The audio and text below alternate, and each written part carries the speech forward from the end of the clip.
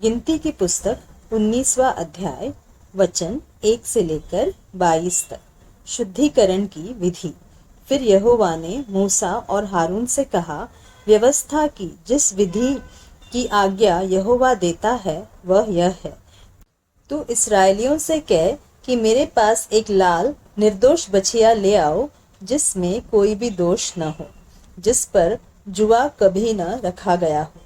तब उसे इलियाजार याजक को दो और वह उसे छावनी से बाहर ले जाए और कोई उसको उसके सामने बलिदान करे। तब इलियाजार याजक अपनी उंगली से उसका कुछ लहू लेकर मिलाप वाले तंबू के सामने की ओर 7 बार छिड़क दे।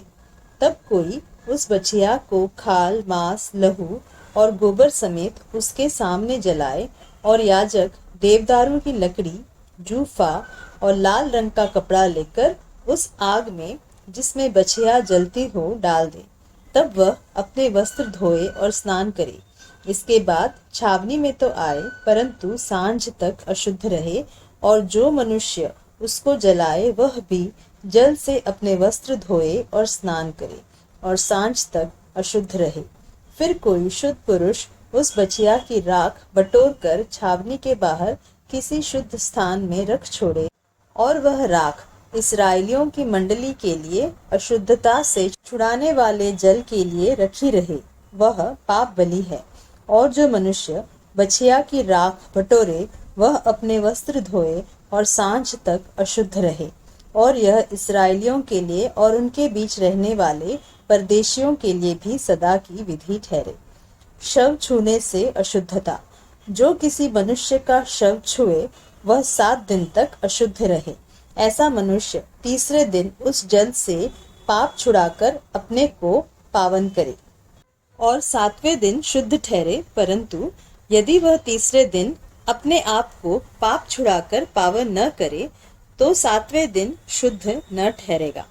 जो कोई किसी मनुष्य का शव छूकर पाप छुड़ाकर अपने को पावन न करे वह यहोवा के निवास स्थान का अशुद्ध करने वाला ठहरेगा, और वह प्राणी इस्राएल में से नष्ट किया जाए।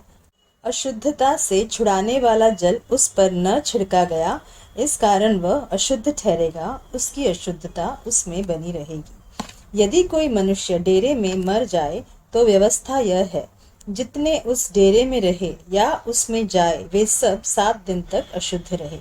और हर एक खुला हुआ पात्र जिस पर कोई ढकना लगा न हो वह अशुद्ध ठहरे। और जो कोई मैदान में तलवार से मारे हुए को या अपनी मृत्यु से मरे हुए को या मनुष्य की हड्डी को या किसी कब्र को छुए तो 7 दिन तक अशुद्ध रहे। अशुद्ध मनुष्य के लिए जलाए हुए पाप बलि की राख में से कुछ लेकर पात्र में डालकर उस पर सोते का जल डाला जाए। तब कोई शुद्ध मनुष्य जूफा लेकर उस जल में डुबाकर जल को उस डेरे पर और जितने पात्र और मनुष्य उसमें हो उन पर छिड़के, और हड्डी के या मारे हुए के या अपनी मृत्यु से मरे हुए के या कब्र के छूने वाले पर छिड़क दे। वह शुद्ध पुरुष तीसरे दिन और 7वें दिन उस अशुद्ध मनुष्य पर छिड़के, और 7वें दिन वह उसके पाप छुड़ाकर उसको पावन करे। तब वह अपने वस्त्रों को धोकर और जल से स्नान करके सांझ को शुद्ध ठहरे। जो कोई अशुद्ध होकर अपने पाप छुड़ाकर अपने को पावन न कराए वह प्राणी यहोवा के पवित्र स्थान का अशुद्ध करने वाला ठहरेगा, इस कारण वह मंडली के बीच में से नष्ट किया जाए। अशुद्धता से छुड़ाने वाला जल उस पर न छिड़का गया, इस कारण वह अशुद्ध ठहरेगा, और यह उनके लिए सदा की विधि ठहरे। जो अशुद्धता से छुड़ाने वाला जल छिड़के वह अपने वस्त्रों को धोए, और जिस जन से अशुद्धता छुड़ाने वाला जल छू जाए वह भी सांझ तक अशुद्ध रहे।